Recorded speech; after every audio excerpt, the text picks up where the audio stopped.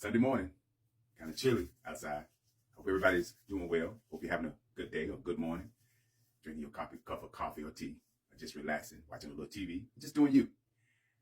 I thought maybe I would come and do a little food for thought as it relates to everything and people's lives, things that are going on with celebrities. We have Diddy, we have Cassie, we have Will Smith, Jada Pinkett, and even things that have gone on in the past as Bill Cosby and R. Kelly. All the various things that has been happening as it relates to individuals that are that's in power, have some authority, have money, wealth, celebrity, entertainer, somebody that's important, that makes a difference in you and our communities, because we're the one that's spending the money to make them what they are today. That's something that I noticed that I want to, mention to you. I want you to think about it. It's important to have the right people around you, because if you don't have the right people around you, what happens to you won't matter, right? What happens to you wouldn't matter. As I heard various writings from the complaint of Cassie as it relates to Diddy, and how she also stated that there were people that were familiar or knew of or around certain situations and remained silent. And all of a sudden, you may have a few people that are speaking out in various ways now. Now, I want y'all to catch that. Silence. Silence. And you know what's weird about that is when people claim to be your friend, or when they claim to say they feel you're closer than a brother or you're closer than a sister. When individuals claim that you are important to their lives, that you mean the world to them, that they would never let nothing happen to you, that they would never hurt you. You even have some people, even in the family, that, they scream loud and talk about how they're going to protect you and make sure that nobody does anything to you. And then when things happen, silence. Now, I want you to think about when you were at work, doing your job, and one employee goes to another employee and they begin to complain about the various things that are going on at work. They begin to complain about the work environment, right? They complain about the boss, the supervisor. Then they say this one thing: I think we need to do something. And you know what?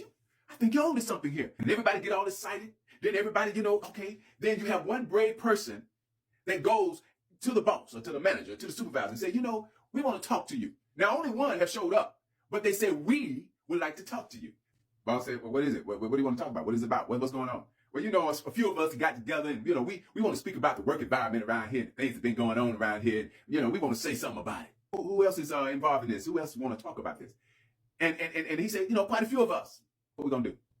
I'm going to call a meeting tomorrow morning. I want everybody to meet me around 7 o'clock in the morning. And we all going to get together and we're going to meet. We're going to talk about what the problem that you all might have. And they're all in the room, and you got the person that went to the boss and told the boss about the meeting that everybody wanted. You have the person that stirred it all up, that was going around complaining and talking about everything that was going on the job and how things need to change and how people need to come together and work together to make it happen. And here comes the boss. He comes out and he says, all right, I've been hearing that there have been some complaints and concerns in the environment, the work environment, and I want to give you all this opportunity to speak and share your concerns and your problems. So the boss standing there, and there's complete silence.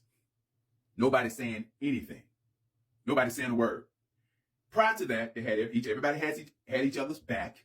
You had one person that stirred it up, started it, created it. You had one person had the nerve and the gall to go to the manager, the supervisor, and now the manager, the supervisor is standing before them and giving them an opportunity to speak on their grievances. And there's complete silence. There are co-workers that have seen supervisors and managers sexually harass another employee. Silence. There are people that have seen individuals commit various crimes. Silence. And we already know that has to do with the whole ideal in the community of snitching. But what people need to understand when it relates to snitching, illegal organizations, all right, within set groups that have this understanding that whatever is in the house stays in the house. That's a different scenario. I don't think you seeing somebody getting hurt and you reporting it is snitching. You possibly could be saving somebody's life if you speak up and speak out. And then you have the person that is the victim begins to speak, and then everybody wants to follow. But see, that doesn't represent anything. You're late to the party. Where were you during the times of those situations? Where were you? Have heard the various readings of the complaint that Cassie filed in court as it relates to how she was being treated by Diddy? When I hear that and the fact that other people knew of it and it was complete silence and no one has ever said anything about it. Yeah, you have these, bloggers and, content creators and, all of that, talking. But people saw those things as rumors and gossip. Nobody really took it serious because that's what content creators do. That's what bloggers do. Now, I'm not saying that some things they speak on is not factual. There are things that are true and factual. But sometimes they just be searching and fishing, hoping that something will come out about what they think they heard or what they think they might know. But in most cases, a lot of it's just gossip and rumors because it's not coming from the right individuals. It's not coming from concrete sources. Okay, valuable sources. That's why it's important that you be very selective and careful about the people that you allow in your circle and the people that you call your friends, and in even some cases, the people that you call your family. They're just talking. At the end of the day, it's very few people out here that's willing to, be unalive for somebody else. If people looked out for one another like it used to be back in the day, we're looking out for one another. We got each other's back. If we see something, look suspicious, we're going to do what we need to do. That doesn't mean put your life online. You can just pick up the phone and do what you got to do, call the right people. You have had women that have gotten beat up by boyfriends and by husbands right out on the street. They first start out embarrassing them in front of everybody else. People that are crazy and abusive, that's what they do. They first embarrass you. They break you down to nothing and make you feel like you're nobody. And so they don't mind doing certain things in front of people. But the sad thing is that people see it, allow it, and think it's okay. They're losing their lives in fights. And where did this happen? Where it takes 15, 20 people to fight one person. Okay, if when I was coming up, if one person got a problem with another person, everybody step back and let those two people have it out. Let them two people deal with the problem. And once they dealt with it, whoever won the fight, won the fight. But other than that, there's no pew-pew involved. It's just this. And once the person have lost it, they move on and keep living their lives. Nobody has lost that opportunity to continue to keep living their lives over a disagreement. They just keep it moving after that. In fact, the people that are around are not going to let that happen. And they're not going to let you beat that person to a pulp, end up in the hospital. They're looking out for both of them. They see both of them fighting, but they looked out for both of them. They're not going to let it get that far. But nowadays, nobody cares. It's all entertainment. It's all fun and game. It's all a joke. But it's real out here now. We're living in a different time, in a different season. We got generation out here. I don't know what it is about this generation. I think they're eating too much processed food, to be honest with you. Hey, mamas and dads, y'all need to start cooking at the house. Wives, girlfriends, y'all need to start cooking at the house. All right, a little bit. You eating processed food consistently every day, every hour, every minute, all those chemicals.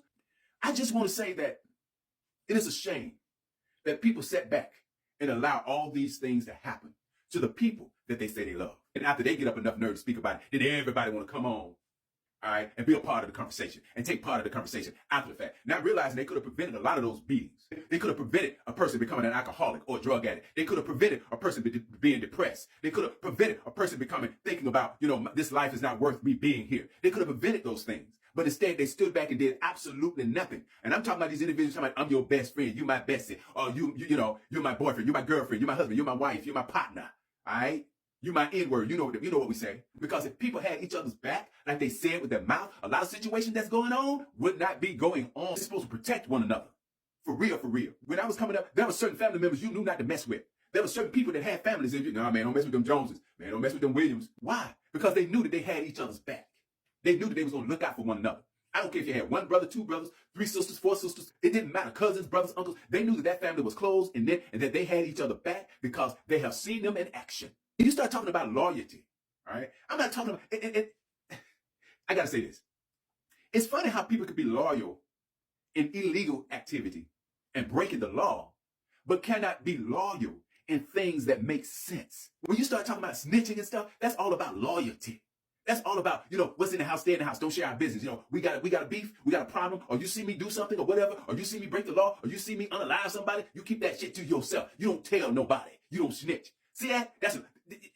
We can not say anything about that. Looking out for somebody that we know is guilty. Somebody that should be underground in jail, but we're quiet, we're silent. And that's what we do. And that's what's hurting our community more than anything. It's these crazy ideals and thoughts, traditions. In the ways we should be this way, that's her business, honey. I ain't gonna get involved in that. But like we're voting, we the same way about that, man. What we gonna vote for? Ain't nothing gonna happen with it. That's that attitude, that mentality. We got, man, get them cobwebs out of our brain, bro, and start thinking real, man. We're living in a real life right now. This thing out here is serious. Ain't no joke, man. People losing their lives every day. We're losing our daughters, our sons, our relatives, our friends, our neighbors. People are leaving this world. We're losing people by the day. And folks are running around here pretending like they got love for you when they don't.